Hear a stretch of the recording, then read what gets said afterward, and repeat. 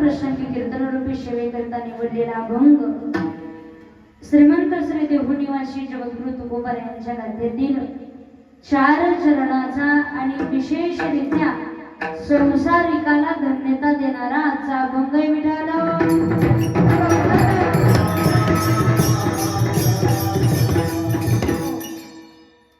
सच्चिदानंद भन स्पष्ट करना हॅलो हॅलो हॅलो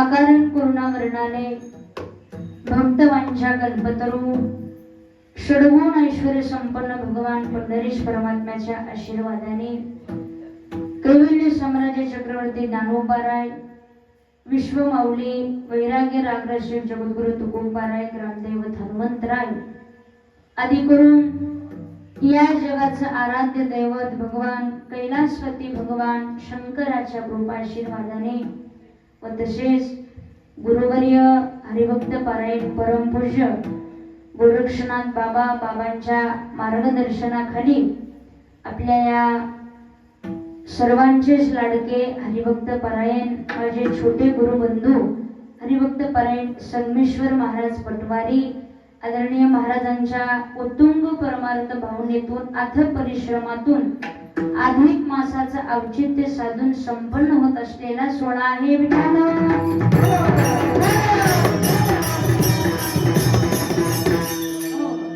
अखंड हरिनाम सप्ताह व बाल संस्कार शिबिर सोहळा संपन्न होत असलेल्या सोहळ्यातील आजचा हा चौथ्या दिवसाची कीर्तनरूपी सेवा, कीर्तनरूपी पुष्प माझ्यासारख्या पामराच्या वाट्याला आलं. मी माझं भाग्य समजते.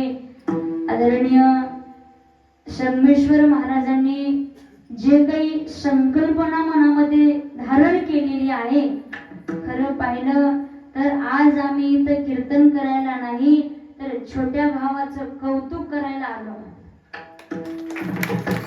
कारण आपल्या लेकराचं कौतुक आपणच केलं पाहिजे ना. मायबापालाच मोठेपणा वाटावा, बहिणीलाच मोठेपणा वाटावा. आनंद वाटला. संगमेश्वर महाराजासोबत आम्ही शिकलो. बरेच गुरुबंधू आम्ही इथं उपस्थित आहेत. आदरणीय आमचे गोपाल महाराजही उपस्थित आहेत. पण आम्ही शिकलो, लोकाला सांगत राहिलो. पण यांच्या मनात आली की आपण हे ज्ञान इथं ठेवायचं नाही. जसं कृष्ण परमात्म्यानं अर्जुनाला दिलं तसं हे कृष्ण परमात्मा या अर्जुनाला ज्ञान देण्याचं काम करत आहेत. म्हणजे ज्ञानाचा वारसा तेवत ठेवलेला आहे, अखंडपणे त्यांनी वाहत ठेवलेले.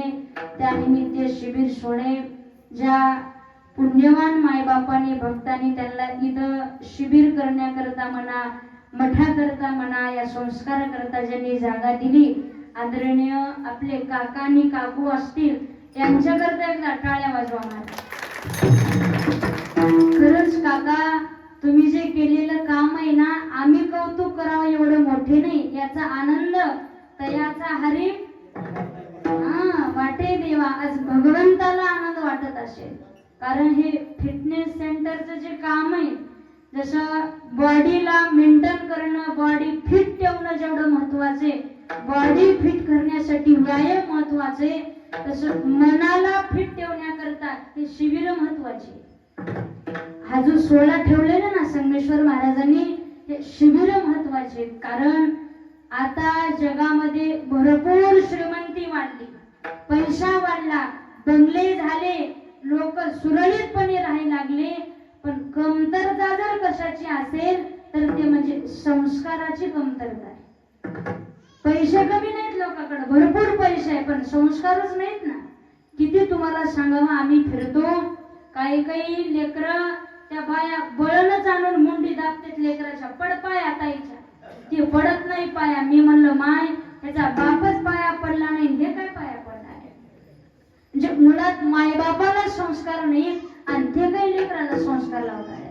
काही लेकरांचा संस्काराचा पाया इतका ढासाळत गेलेला आहे, इतका खालावलेला आहे. आम्ही कीर्तनाला गेलो नाही, आता आमचे परिवारातले माझे छोटे बंधू ते सोबत असतात माझ्या, खूप सुंदर कीर्तन करतात. एका घरी गेलो आणि ज्या घरी बसलो ना माय, त्या घरचे लेकरू आले आणि ते माझ्या भावाच्या मांडीवर बसले. आधी त्याचा जीव बारका आणि त्याच्यात ते मोठं लेकरू मांडीवर बसलं. तर बस नका बसू द्या. ते माझ्याकडे पाहिले, म्हणले दीदी, मी म्हणलं बसून घे, याच्या घरी जेवण करायचं म्हणलं आपल्याला. ते बसल्यावर उभं बी बसलं नाही बाबा, ते माझ्या भावाची शेंडी वडायला गेलो. शेंडी वड, ही वड, ती वड. ते म्हणाले दीदी माझी शेंडी वडायला लागलं. मी त्या काकूला सांगितलं, म्हणले काकू पहा ना, सांगा ना तुमच्या पोराला काहीतरी, ते माझ्या भावाची शेंडी वडाले. ते म्हणले ताई आता तर शेंडी वडाले, पण कीर्तनाला निघालो ना तुमच्या भावाच्या केष्टा फेडते. संस्कारच नाहीत ना महाराज लेकराला. मोठ्या माणसासोबत कसं वागावं, साधू सोबत कसं वागावं, आलेल्या अतिथी सोबत आपलं आचरण कसं असावं, ज्ञानच नाही ना. तिथं जेवायला बसलो, पण जेवायला बसल्यानंतर ती बाई चप्पल वाढूनच जेवायला वाढायला लागली. आम्हाला चप्पल घालूनच, पायात चप्पल तिच्या. मी तिला सांगितलं काकू तुमच्या पायात चुकून चप्पल राहिली, तुम्ही तसंच आम्हाला जेवायला वाढता. ती काकू म्हणली ताई चुकून राहिली नाही, हे जीव वाढायची चप्पल आहे. समजलं तुम्हाला? म्हणजे बाथरूमची वेगळी आहे, गावाला जायची वेगळी आहे, शेताला जायची वेगळी आहे, जीव वाढायची. मी म्हणलं हाणायची आहे का ना एखादी चप्पल. एवढंच राहिलं होतं ना आता. पण हे संस्कार जर कुठं मिळत असतील, लेकरासाठी संपत्ती कमवू नका, संस्कार कमवा. किती जरी संपत्ती कमवली तरी तुमचे पोरं नाव घेणारच नाही. प्रत्येक म्हातारपणी माय बापाला पोरं म्हणते तुम्ही काय केलं आमच्यासाठी, म्हणतेच ना. सगळ्याला याचा अनुभव आहे. लेकरासाठी कमवून ठेवू नका. लेकरं तुमचं नाव अजिबात घेणार नाही, खरंच घेणार नाही. कारण रावणाच्या पोरानं रावणाचं काही ठेवलं नाही, कृष्णाच्या पोरानं कृष्णाचं काही ठेवलं नाही, तिथं तुमचे पोरं काय ठेवणार आहे तुमचं. उलट रावणाची लंका जळाली आणि कृष्णाची द्वारका बुडाली. म्हणून जळण्यापेक्षा आणि बुडण्यापेक्षा अशा संगमेश्वर महाराजाला मदत करीत चला, हेच तुमच्या कामाला येईल. विठ्ठल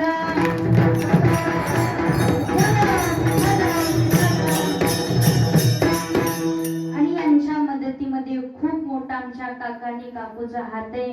रोज जे अन्नदान करणारे दाते असतील, आजची मधनुरे दादांची पंगत आहे, त्या रोजच्या आणि आजच्या अन्नदात्या करताय टाळ्या वाजवून. खूप तुम्ही जेवढं काही इथं अन्नदान कराल ना अधिक मासामध्ये, हे जे अन्न ह्या लेकरांच्या मुखात जाते ना, हे लेकरं नाही, हे मुखातून ज्ञानेश्वरी गातात, गीता गातात. म्हणजे तुम्ही घातलेलं अन्न ह्यांना नसून ज्ञानोबाऱ्याला अन्न जाते महाराज, तुकोबाऱ्याला अन्न जाते. कारण याचं तुम्हाला प्रमाण देऊन सांगेल, संतामुखी देता अन्न आणि संतुष्ट होय नारायण.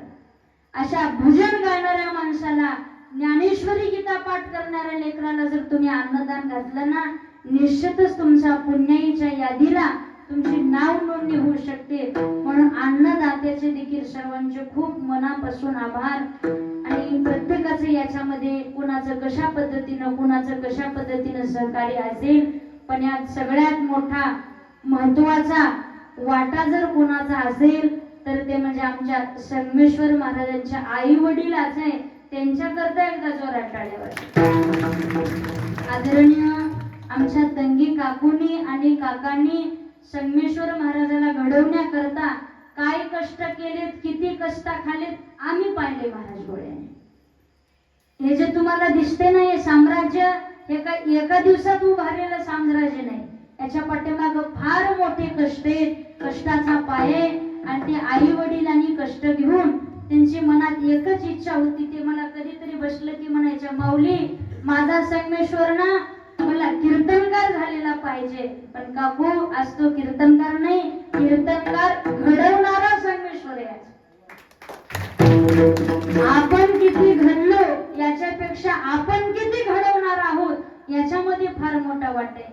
ते जरी माझ्यापेक्षा लहान असला तरी माझ्यापेक्षा अधिकारानं तो मोठा आहे महाराज. कारण आमच्यासारखे हजारो लेकरे, काय माहिती याच्यातला कोणता मोठा महाराज होणार आहे, कोणता गायक होणार आहे, कोणता वादक होणार आहे. या सगळ्या पुण्याईच्या वाटेमध्ये या आई वडिलाचा फार मोठा हिस्सा आहे. कारण यांच्या हाताचं अन्न खाऊन आम्ही थांबलो. हे जे कीर्तन करतो ना आम्ही, यांच्या पाठीमागं तंगी काकूनी घातलेलं जेवण आहे, त्यांच्या हातचं खाऊन तर आम्ही इथपर्यंत आलोय महाराज. हे कीर्तन नाहीच महाराज, हे केलेल्या कार्याचा गौरव म्हणजेच आजचा दिवस आहे. विठ्ठल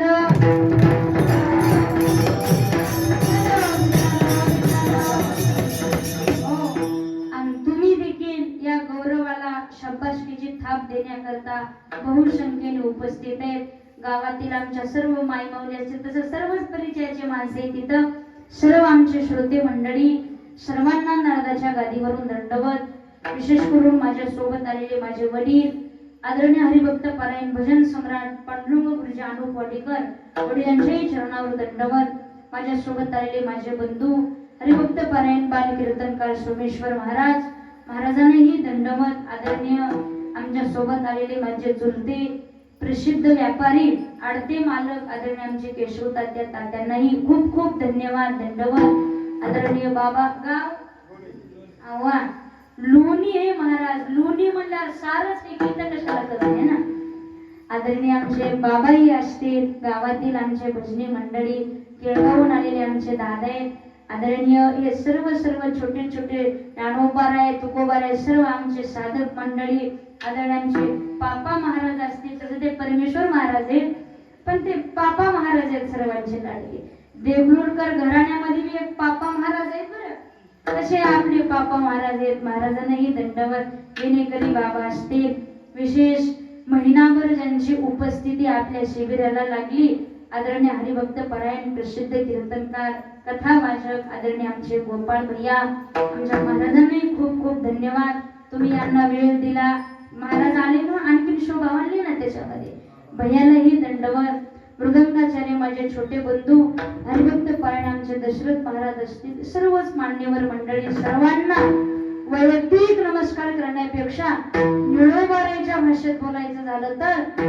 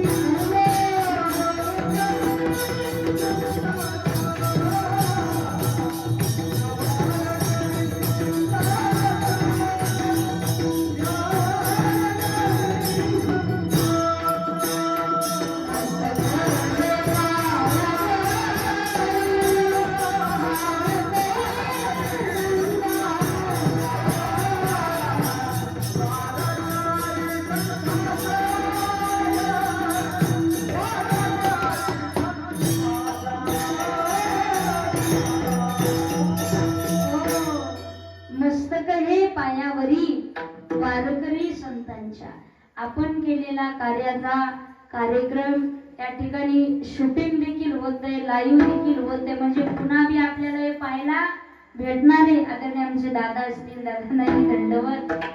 ऐका, या कार्यामध्ये ज्या ज्या संसारिकांना होईल त्या पद्धतीनं आपला वाटा घेतला असेल, आपलं सहकार्य केलं असेल, ज्यांनी ज्यांनी मदत केली, परमार्थामध्ये आपला हात पुढे घेतला, पाऊल पुढे टाकला, अशा संसारिकाला धन्यता देणारा आजचा अभंग आहे. म्हणजे ज्यांनी कार्य केलं त्यांचा गौरव करून आपण या अभंगातून. महाराज म्हणले, धन्य ते संसारी दयावंत जे अंतरी. ज्या ज्या संसारिकानं संसार करत करत परमार्थ केला ते संसारिक धन्य आहेत. म्हणजे आमच्या काका काकूनी वरी संसार मांडला, पण खाली परमार्थाचा बी संसार मांडले ना, लोक हे संसारिक धन्य आहेत म्हणते. म्हणजे दोन्ही बी झालं पाहिजे म्हणले त्याच्यामध्ये. तसं पाहिलं तर शास्त्रामध्ये संसारिकाला धन्यता दिली नाही. लक्ष देऊन ऐका बरं. कोण धन्य म्हणले इथं? को धन्य हा, को मान्य हा, को दाता हा प्रश्नमंजरी नावाच्या ग्रंथामध्ये उपस्थित केलेले प्रश्न येते. या जगामध्ये को मान्य, कोण मान्य म्हणले तर उत्तर दिलं विद्वान या पंडित. इथं विद्वानालाच मान आहे म्हणले, राजाला देखील नाही. राजाला फक्त तालुकापुरताच मान आहे. आमदार हा तालुक्यापुरताच आहे, पण तालुक्याच्या बाहेर गेल्यावर त्याला कोणी ओळखीतं का? नाही ना ओळखी. स्वदेशी पूजते राजा, पण विद्वान सर्वत्र पूजते. विद्वानाला सगळीकडे मान आहे म्हणले. तुम्ही म्हणलं का? म्हणले ज्ञानेश्वरी ताई आमच्या गावचे नाही, त्यांचं कीर्तन ठेवायचं नाही. नाही ना, विद्वानाला सगळीकडेच मान आहे महाराज. तो विद्वान मान्यतेच्या पात्रतेचे. को धन्य हा, या जगामध्ये संन्यासी धन्य म्हणते. त्याच्यासारखा कोणी धन्यतेच्या पात्रतेचा नाही. संन्यासी म्हणजे फकीर माणूस धन्य म्हणते. फकीर कुणाला म्हणाव काका? ज्याला कसलीच फिकीर नाही तो फकीर आहे म्हणते. मागना पुढं फुफुटा उडं ज्याचं काम आहे का नाही ते खरा फकीर आहे म्हणले. पण फकीरालाच लई काळजी झाली. महाराज तर म्हणले, फकीर होकर फिकीर करे तो भी साला गदा आहे म्हणले. म्हणजे तुम्हाला समजेल हा, फकीराला काळजी नसू नये तसे ते फकीर संन्यासी महात्मे धन्यतेच्या पात्रतेचे. पण इथं संसारिकाला का धन्यता दिली तर त्याचं उत्तर आहे, जरी संसारिकाला धन्यता नसली तरी काही गोष्टी आचरणात आणून धन्यतेच्या यादीला आपलं नाव लावू शकतो आपण. तुमचं कार्डावर 75 वर्ष वय नाही, पण करून घेतले ना तुम्ही. मी काय तुमचं बघितलं नाही येऊन घरी, पण केलंय का नाही? ते कार्ड पाहिल्यावर कंडक्टरला बी प्रश्न पडते, त्या कार्डाकडे एकदा तोंडाकडे एकदा बघते. ते वय नसताना बी तुम्ही करून घेतलेलं आहे. तसं धन्यतेच्या पात्रतेचे नसताना देखील काही गोष्टी करून आपण त्या धन्यतेच्या यादीमध्ये जाऊ शकतो. ज्यांना ज्यांना त्या यादीमध्ये नाव नोंदणी करायची असेल त्यांनी आता 1 तास मी सांगेल तेवढं लक्ष देऊन ऐका. विठाला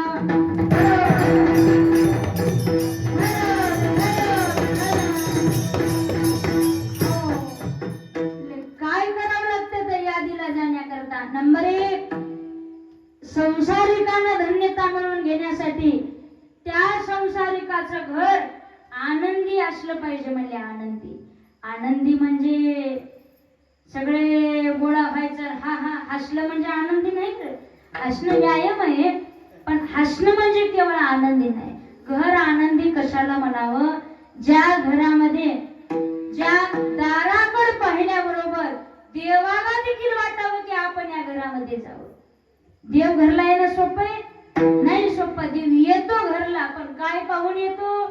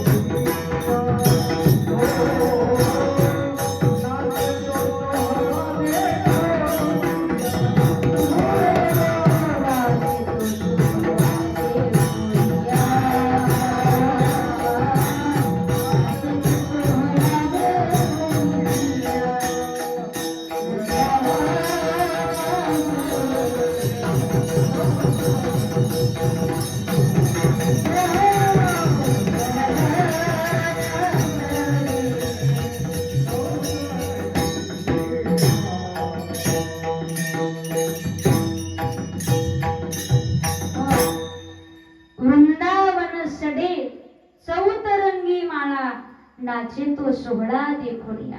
भगवंत घरला येत असताना अगोदर तुमचं अंगण पाहतो म्हणले. घराची कळा जसं अंगण आहे तसं समजून घ्यायचं की घरात राहणारी माणसं कशी आहेत.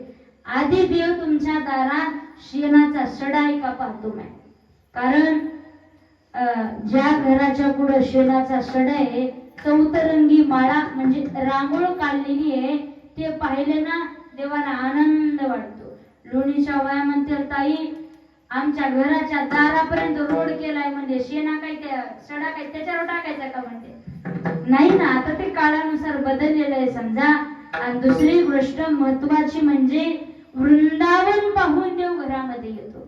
तुमच्या दारात हिरवगार तुळशीचं वृंदावन असलं पाहिजे, कारण देवाला आवडते ना महाराज तुळस. आता काय झालंय, लोकाला बेडरूम बांधायला जागा आहे, बाथरूम बांधायला जागा आहे, गॅलरी बांधायला जागा आहे, पण तुळशीचं वृंदावन बांधायला जागा कुठेतरी कुंडीत एका कडेला ठेवलेले तुम्ही तुळशीचं रोप. असं नसलं पाहिजे. 3च गोष्टीला जागा नाही लोकाला घरामध्ये. नंबर 1, इथं घरात मायला जागा नाही, दारात तुळशीला जागा नाही, आणि गोठ्यात गाईला जागा नाही. लोक कुत्रे पोसालेत पण गाय पोसालेत का?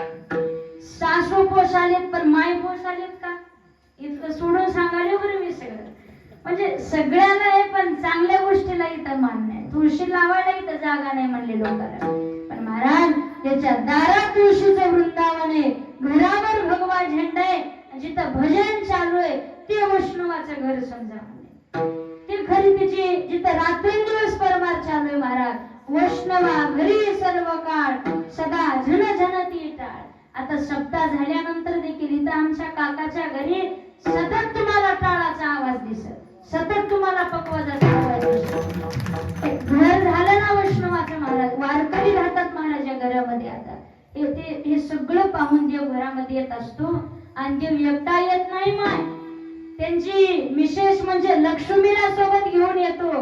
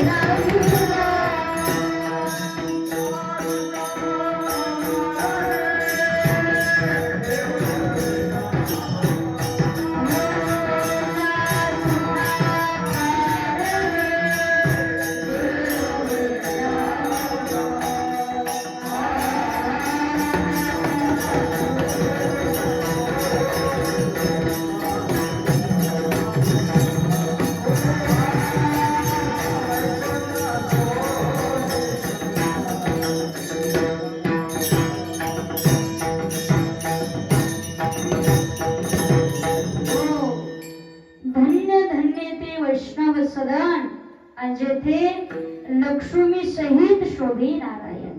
लक्ष्मी म्हणजे पैसा, देव पैशाला म्हणजे लक्ष्मीला सोबत घेऊन येतो. असं ज्याचं घर असेल ते संसारिक धन्य. म्हणजे पुढचं ऐका, धन्यता मिळवून घेण्यासाठी सुखास सुदिना हा म्हणजे त्या घरचे लेकर हुशार असले पाहिजे. म्हणजे हुशार असा बरं आपले लेकर. आता काय सांगा तुमची लेकर, काही लेकर 10वीत 3दा नापास वाढले. 3दा कशाचे हुशार म्हणायचे लेकर? हुशार म्हणजे शाळेकडे असं म्हणायचं नाही बरं संताला. हा तिकडं असाल तर चांगलीच गोष्ट आहे, पण तुम्ही परमार्थाकडे पण असले पाहिजे. म्हणजे तिकडे हे तर इकडे जर नसाल तर माऊली म्हणले बुद्धीचे वैभव अन्य नाही तुझे, एका केशवराजे सकळे. भगवंताला सोडून तुमचं ज्ञान काही आग लावायचे का?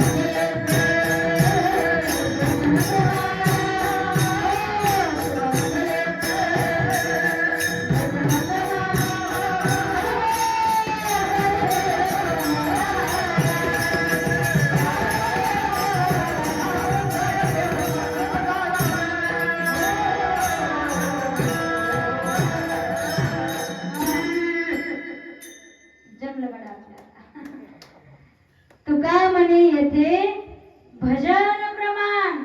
जर त्या लेकराकडे भजन असेल तर काय थोरपण जाळायची का म्हणे त्याच्या ज्ञानाला काही. प्रॉपर्टी जर सत्कार्यामध्ये खर्च नसेल तर जाळायची का म्हणले त्या प्रॉपर्टीला तुमच्या. आता हे जे लेकर आहेत ना, भले शाळेत न हुशार उद्या महाराज न त्यांना तिकडं काही उद्या हे डॉक्टर होणार नाहीत, इंजिनियर होणार नाही. जर ह्यांची बुद्धीची क्षमता कमी असेल, हे नाही प्रसिद्ध कीर्तनकार होऊ द्या, नाही मृदंगाचार्य मोठे होऊ द्या, पण मी नारदाच्या गादीहून सांगते ते इतके तरी पात्र बनतील की म्हातारपणी आई वडिलाला सांभाळतील. तुम्हाला लाता तरी घालणार नाही एवढं तरी ज्ञान ह्या लेकराला भेटल. वृद्धाश्रमामध्ये शिकलेल्याचे मायबाप आहेत का आड्याण्याचे मायबाप आहेत?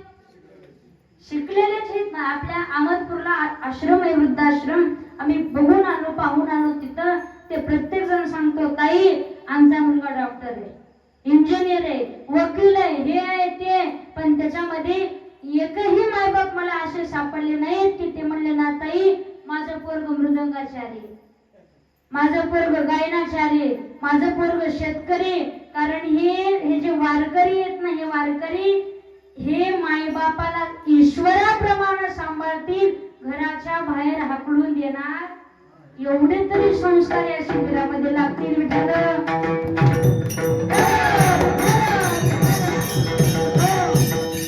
असे गुणवान लेकरं जन्माला आले पाहिजेत. म्हणजे लेकरू कसं जन्मावं, कबीरदास महाराजांनी एका अभंगात भगवंताकडे भांडणच करून मागून घेतले, भांडणच केलं.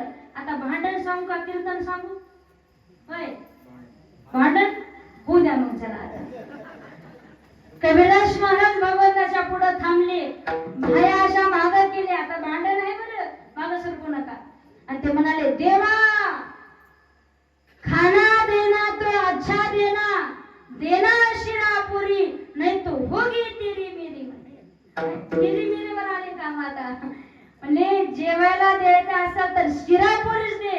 आता असं आमरस केलं धोंडे खाल्ले ना, ते असे आमरस पुरी दे, नाहीतर तुझं माझं होईल. म्हणजे आता तिकडं ते काय नारोडा लावलेत ना काकानं, तिकडं होईल बघ. म्हणजे माझं आडवं तिकडं. पुढे मागितलं देवा विडा देना तो अच्छा देना, देना लवंग सुपारी नहीं तो होगी तेरी मेरी. आता पुढं बायको कशी दे आणि लेकरू कसं दे, दोन्ही बी मागितले. बाबा आधी बायकोचं सांग का लेकराचं? बाबा बायकोचं म्हणाले. तसं तर मी दोन्ही बी सांगणार आहे, आधी तुमच्या मनाचं सांगू. ते म्हणाले भगवंता, बीबी म्हणजे पत्नी, तिला हिंदीमध्ये बीबी म्हणतात. भगवंता बीबी देना तो अच्छी देना, सब संतन को प्यारी नहीं तो होगी तेरी मेरी. बायको अशी असावी, आलेल्या वारकऱ्याचा आदर करणारी असावी, पाहुणे बघून चहा ठेवणारी असावी का पाहुणे बघून नाकडोळे मोडणारी असावी? चहा ठेवणारी असावी. नाहीतर असू नये संत येते घरा मागचे दार बंद करा, नाही ना. सगळ्या संताला सब संतन को प्यारी अशी बायको दे म्हणले. म्हणजे आमच्या तंगी काकू सारखी दे आहे ना, सगळ्या संतांची सेवा करणारी. आणि पुढे सांगितलं भगवंता बेटा देना तो अच्छा देना, जो जिक्र करेगा तेरी नहीं तो होगी तेरी मेरी. म्हणजे मुलगा असा दे कसा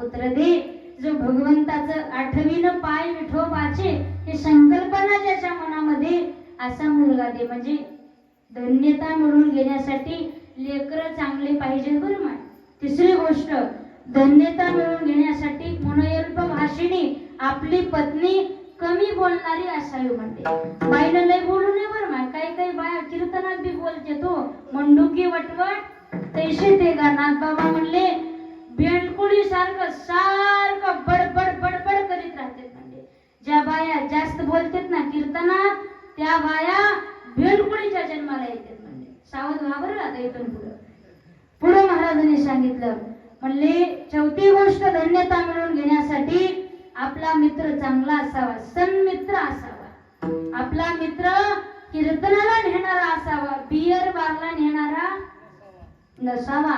आणि त्याच्या पुढची गोष्ट सांगितली, संसारिकानं महत्वाचं पैसा कमवा, जरूर पैसा कमवा. मी म्हणत नाही पैसे कमवू नका, तुमच्या घरी पैशाचा खळखळाट असावा, पण त्या खळखळाटी माग कुणाचा रुपयाचा तळतळाट नसावा. म्हणजे चांगल्या पद्धतीने कमवलेला पैसा असावा. कसा कमवा पैसा?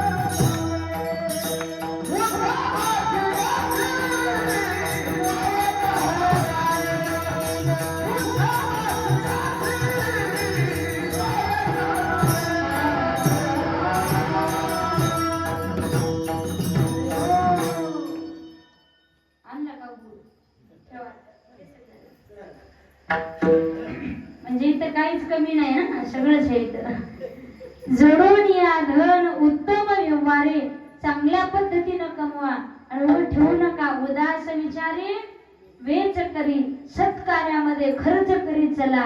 कारण तुम्ही इथं एक पट दिलं ना, 10 पट भगवान देत असतो. या आपलं अधिक मासाचं महत्वच आहे. एका पटीनं, याचं नावच आहे ना अधिक मास.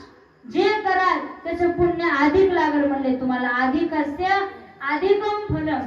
तुम्ही तर एक कीर्तन ऐकलं, ऐका बरं नाही, एक कीर्तन ऐकलं 100 कीर्तन ऐकल्याचं पुण्य या अधिक मासात.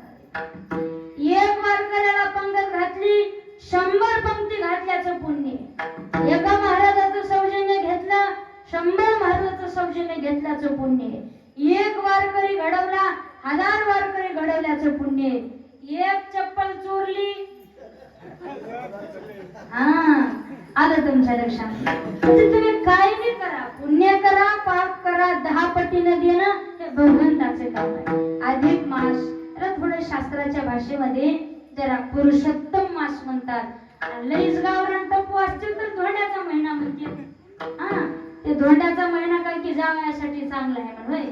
आता गोपाळ महाराजाला नवीन जावई आहेत ना, जरा जुन्या नाही बरं, नवीन सांगायचे. जुन्याला काहीच नाही, एक बिडीन काढी दिली की 100 त्याचा विषय.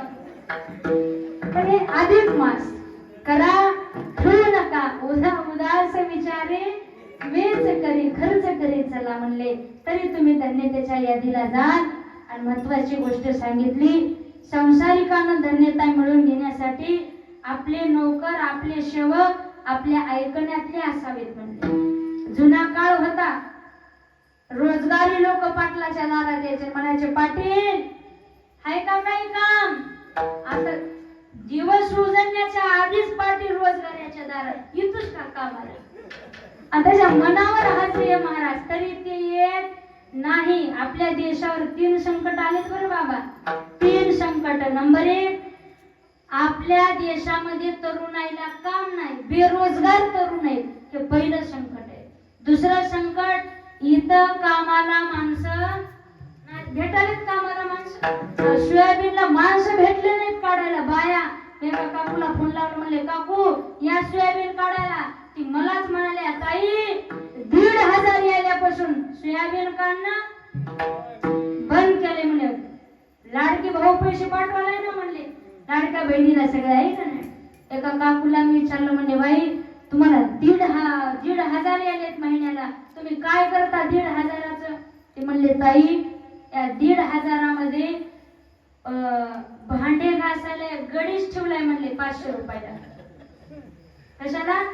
भांडे घासायला. आणि ते गडी असं आहे, भांडे खरकटे राहिले म्हणून शिव्या जरी दिलं तरी ते गडी काही बोलत नाही. मी म्हणलं, माय तुम्हाला एवढा चांगला गडी कुठं भेटला हो शिवा खाणारा? ते म्हणाले भेटला नाही, घरचा होता तेच ठेवला म्हणजे. घरचा म्हणजे कोण? हिचा मालक महाराज.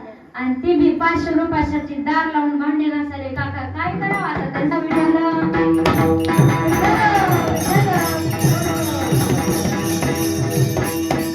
माणसच नाहीत महाराज कामाला. आणि तिसरं संकट आहे, जे माणसं कामाला येते ते माणसं नीट काम करीत नाहीत. बघा ते शेतकऱ्याची बेजारी येऊ ग. शेतकऱ्याला काहीच नाही, रोजगारीच मोठी झाली महाराज. आता त्या बाया तर अशी इथ्या म्हणजे इथल्या नाही हा. बघा तुम्ही ते गुत्त्याने येणारी बाई वेगळी असते, रोजाने येणारी बाई वेगळी असते. रोजाने येणाऱ्या बाईला पातीला तहान लागते म्हणजे, बरोबर ना? आणि ती अशी पाणी पिते का पाणी खाते तेच कळेना. घोटा नसते तिचं काम. आणि जे गुत्त्याने आलेली बाई आहे ना, तिला तहान लागना, भूक लागना, कुत्रच भाकर खाऊन जाते पण हिने भाकर खायला. कामाच्या पद्धतीत सेवक ऐकण्यातली असावी, धन्यता म्हणून घेण्यासाठी. आणि नित्य हरिपूजन पूजा घडावी, दान धर्म करावा, सत्कर्म घडावा. मी जे एवढ्या गोष्टी सांगितल्या, ह्या जर गोष्टी ज्या संसारिकानं अनुकरण केल्या ते संसारी धन्य. अभंगाचं प्रथम शरण.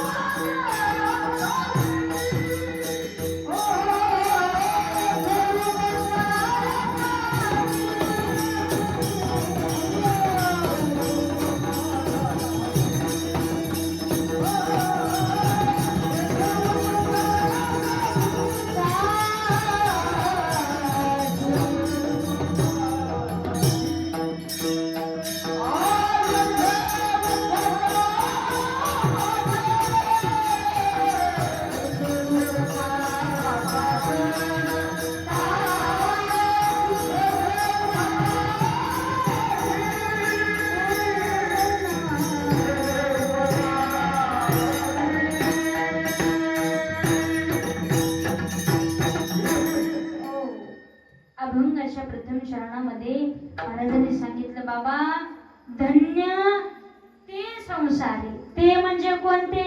जे आतापर्यंत सांगितलं ते ज्यांनी आचरणात आणलं ना ते धन्य आहेत म्हणजे.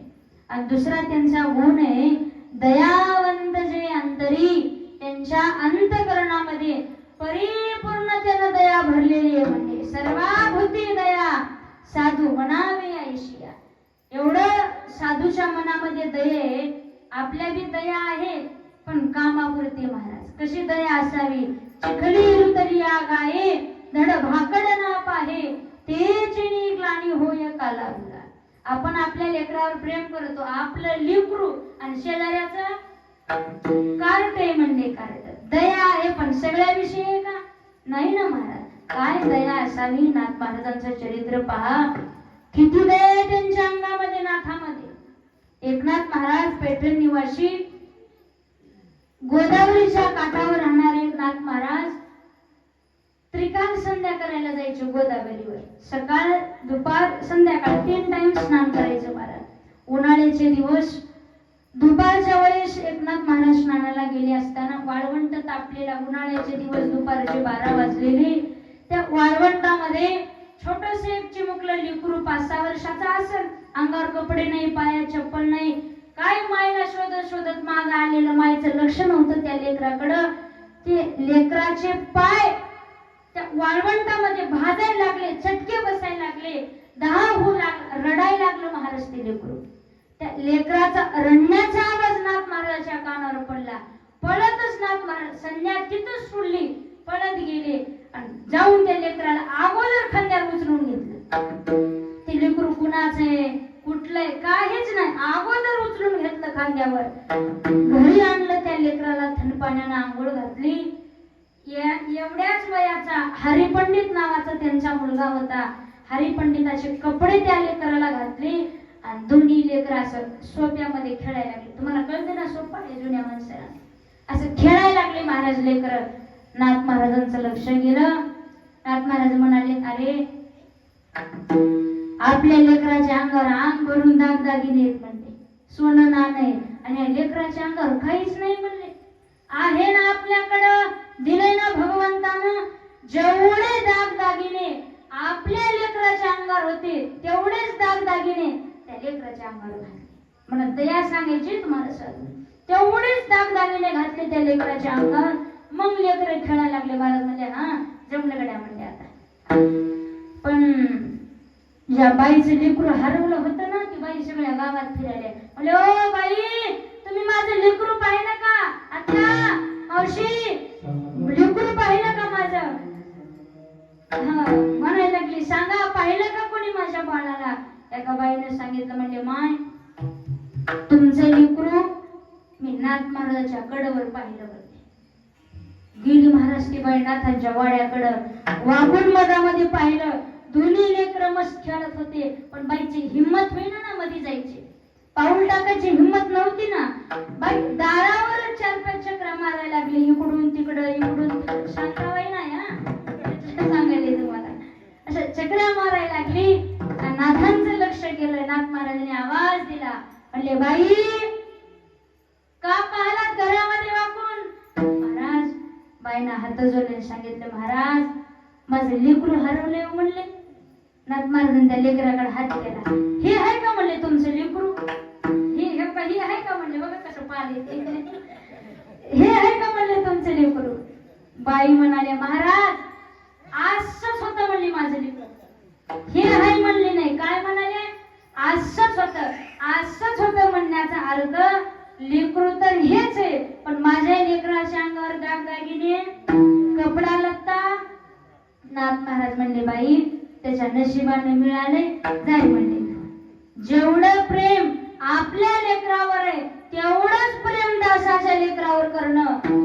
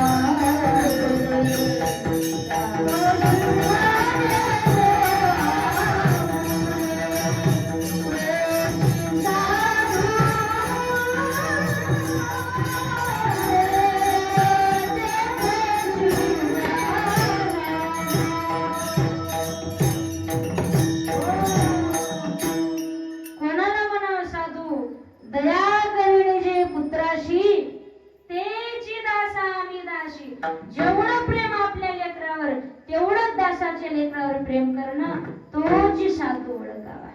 ज्याला जगात कोणी नाही, जे का रंजले गांजले, ज्याला आधार देतो त्याचे म्हणे जो आपुले, तोची साधू ओळखावा, देव तेथेची जाणावा. त्याच्या मनात दया आहे ना, तो साधू आहे म्हणले. आणि जर दया नसल तर तो साधू नाही, साधूचे कपडे घातलेला भोंदू आहे म्हणायचं. दया असली पाहिजे, कारण गुणच आहे ना दयावंत जे आंतर्य, ते धन्य ते संसारी.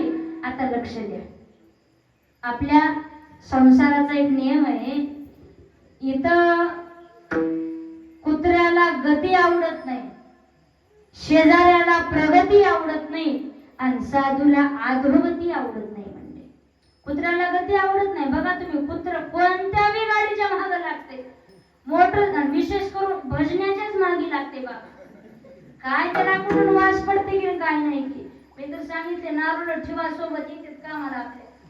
बऱ्याच भजनाला कुत्रे चावले ना महाराज माग लागते, काहीच कारण नाही. गावाच्या बाहेर दामटीत आहे आणि पार बाहेर नेलं की तिकडून आल्यावर म्हणते कसं दामटीलो. त्यांची उगाच चर्चा माझ्या कानावर आली म्हणून तुम्हाला सांगितले ना. त्यांना गती आवडत नाही. दुसरी गोष्ट, शेजाऱ्याला प्रगती आवडत नाही, अजिबात आवडत नाही महाराज. त्याला जर 50 क्विंटल कापूस झाला आणि शेजाऱ्याला 52 क्विंटल झाला, त्याला 2च क्विंटल कस का आगाव झाला म्हणून काय लोक यू जेवणात झोप नाही महाराज त्यांच्या डोळ्यात. प्रगती आवडत नाहीत ना, असे लोक आहेत महाराज. ह्याची दान देवा देवा, शेजाऱ्याला कोरोना व्हावा आणि त्याचा बंगला माझ्या नावानं व्हावा. आहे ना, ते तू बंगला नावानं नाही, तुझ्या अंगावरच पडते ते बंगला. अशी भावना नसू नये महाराज. हे पहा, आपली संस्कृती पाय वडायची संस्कृती नाही, पाय धरायची संस्कृती आहे.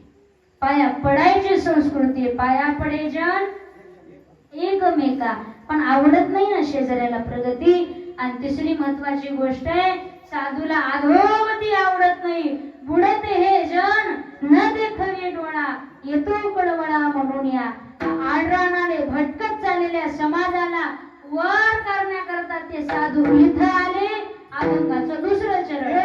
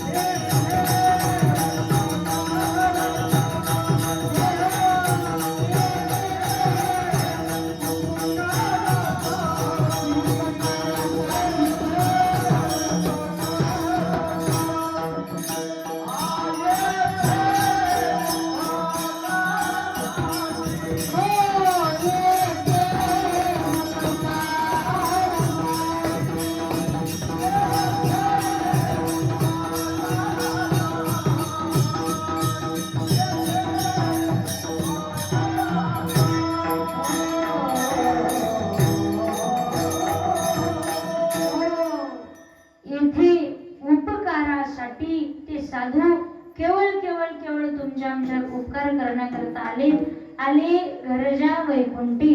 लक्ष देऊन ऐका, संतांचा अवतारच त्याच्या करताय महाराज. ब्रह्ममूर्ती संत जगी अवतरले आणि उतराया आले दीनजन. आपल्या सर्वांचे गुरुवर्य परमपूज्य ब्रह्मनिष्ठ विठ्ठल महाराज सांडोळकर दादा अशा महात्म्याचे जीवनच आहे ना समाजाचा उद्धार करणं.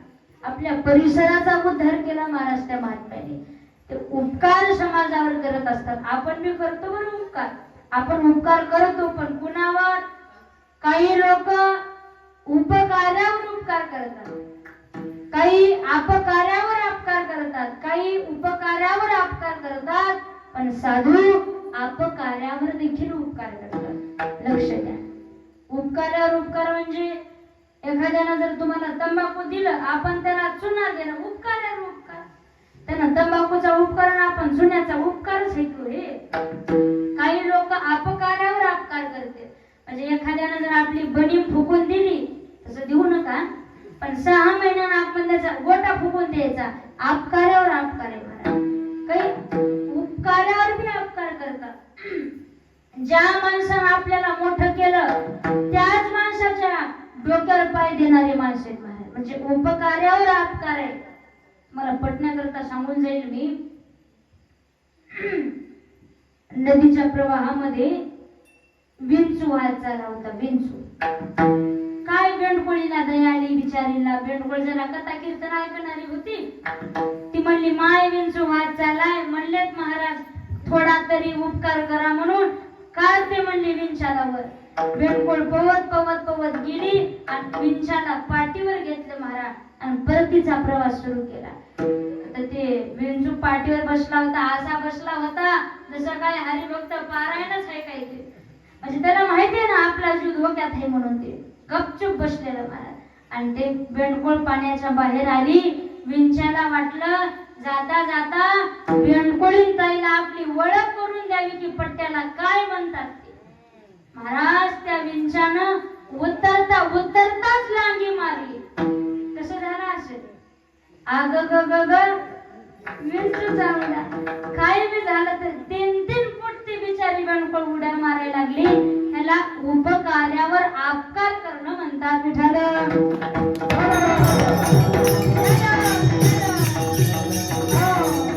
आमच्या साधूचं कसं नाही.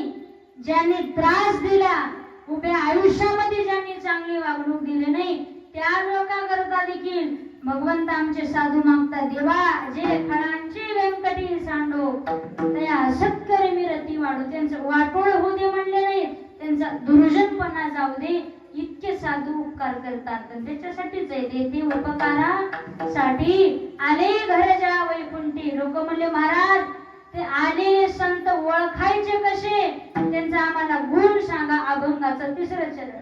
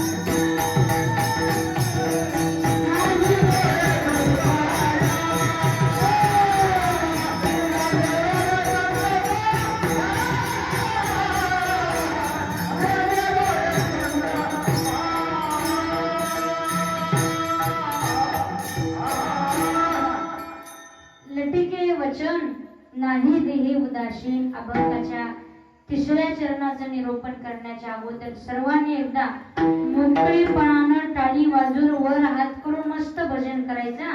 बऱ्याच जणांना आळूस द्याले, एवढा आळूस द्याले तुमच्या पोटातला धोंडा दिसालाय मला. दुपारचा मोकळेपणानं सर्वांनी. आणि पोरं मस्त पावलं खेळायचे.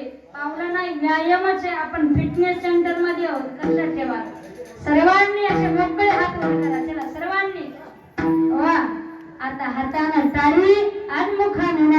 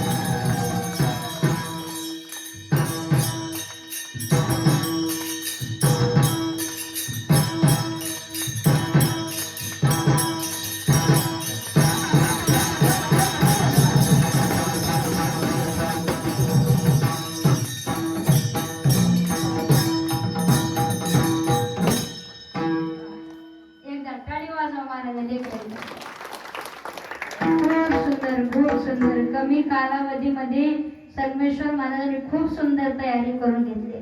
ते नाच आहेत पण नजर त्यांच्या गुरुजीकडे आहे बरं. चुकलं नाही पाहिजे काही विठाल.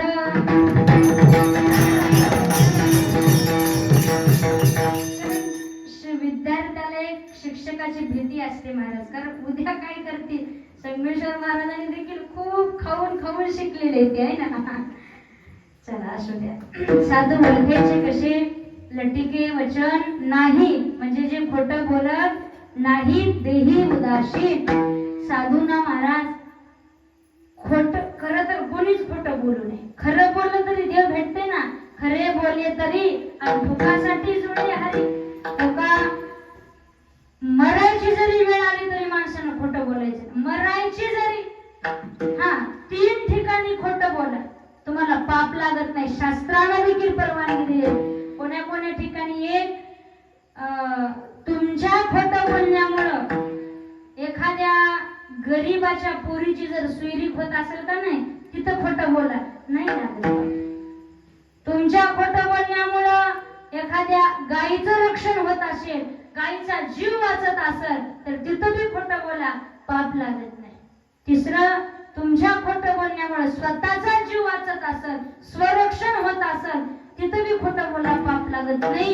याच्या व्यतिरिक्त देवानं जर येऊन खोटं बोलायला सांगितलं तरी खोटं बोलायचं नाही.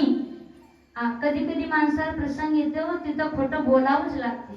कबीरदास महाराजांनी प्रसंग आलता ना, माग ते पुढाड आणि माग वीर होते महाराज. कधी कधी बोलावंच लागते खोटं. एके दिवशी कबीरदास महाराज मस्त रस्त्यानं भजन करत निघाले. हरे राम राम राम हरे हरे, हरे कृष्ण कृष्ण कृष्ण हरे हरे. भजनामध्ये तल्लीन झालेले कबीरदास. जात असताना कबीरदास महाराजच्या समोरून एक गाय पळत गेली. त्या गायीच्या पाठीमागे त्या गायीला कत्तलखान्यामध्ये नेणारे एक कासाब, एक कसाई, समजलं ना तुम्हाला. थोडं त्याला खाटीक म्हणते खेड्याच्या भाषेत.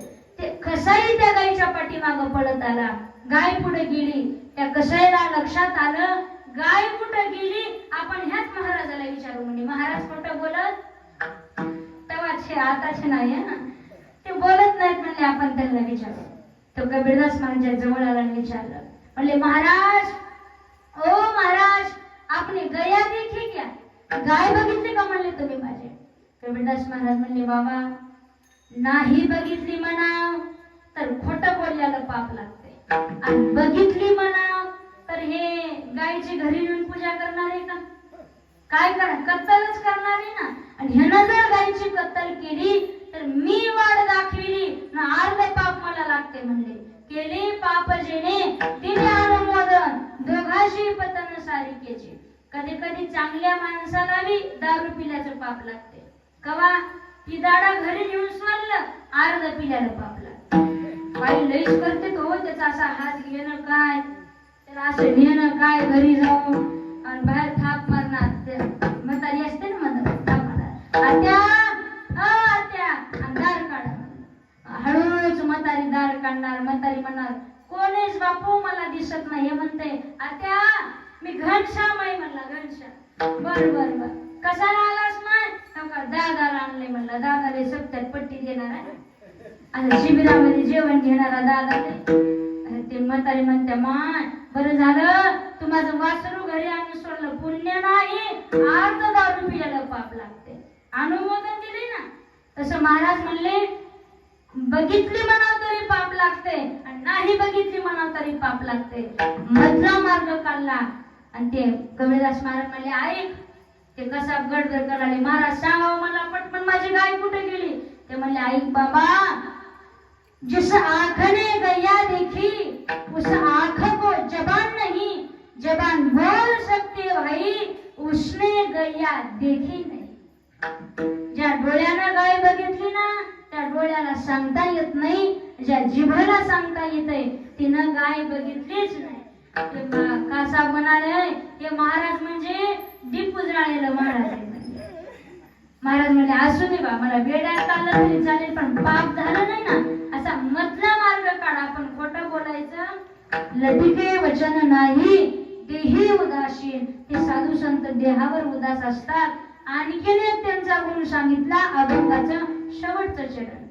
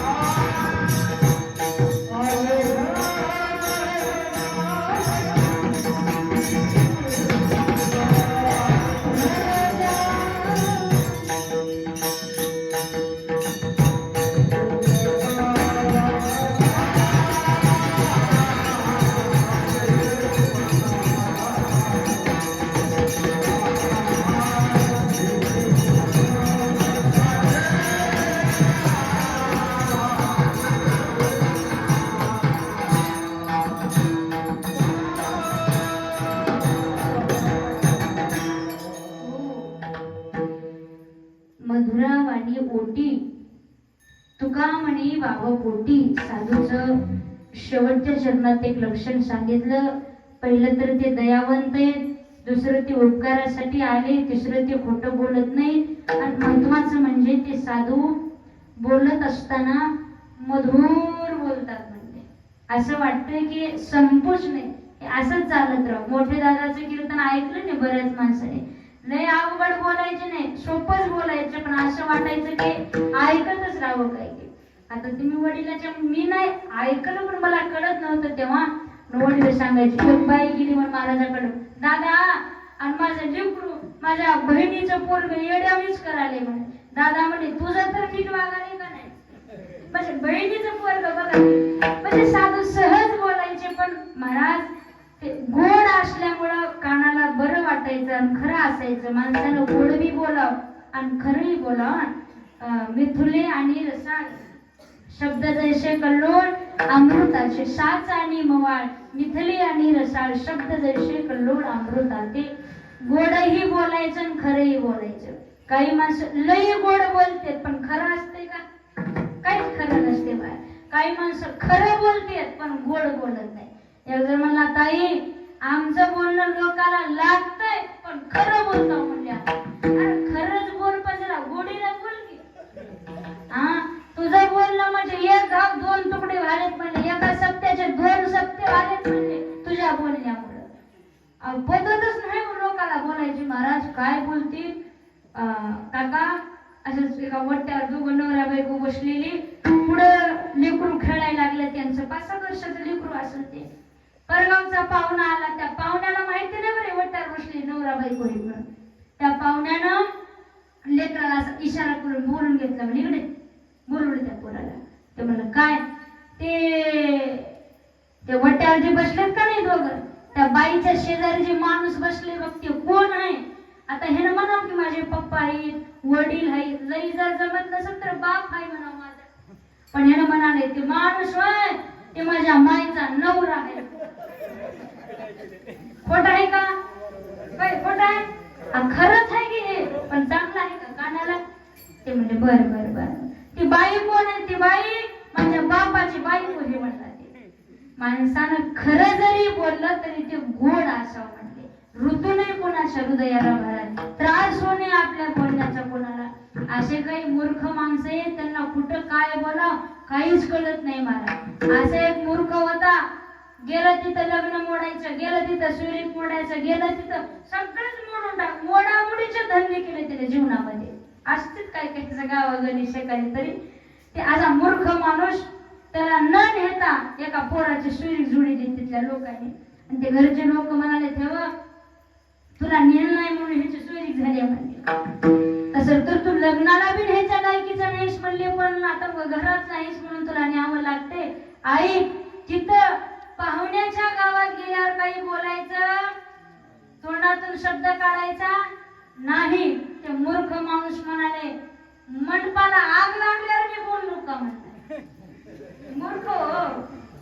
ते म्हणाले तू असंच काय तर बोलायलास म्हणून वाटोळ झाले म्हणले. शब्दच काढायचं नाही तोंडातून, काहीच बोलायचं नाही. आणि ते म्हणाले नवरदेव मेल्यावर मी बोलू का म्हणा. म्हणजे लग्न होण्याच्या आधीच त्याला मातीत धरायले. म्हणजे काय बोलावं कुठं बोलावं लोकांना समजत. पण साधू चांगलं बोलतात, सत्य साज बोलतात, मधुर बोलतात, मधुरा वाणी ओटी, आणि सगळ्याचे अपराध पोटात घालतात. म्हणले तुका म्हणे वाव पोटी, त्याच्याकरता झाले ते येथे उपकारासाठी आले घरजा वैकुंठी.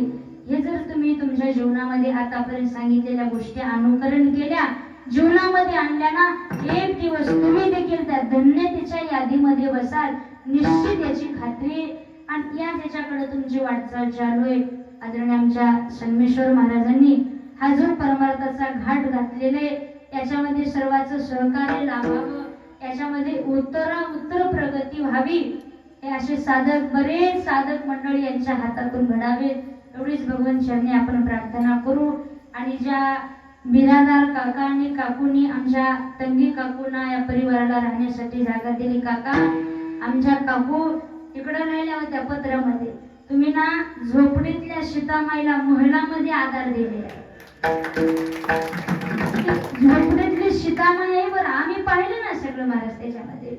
आणि आता इथून पुढं इथं जेवढे काही कीर्तन होतील, जेवढे काही पुण्य होईल, त्या सगळ्या पुण्याईमध्ये तुमचा अर्धा वाटा असेल महाराज.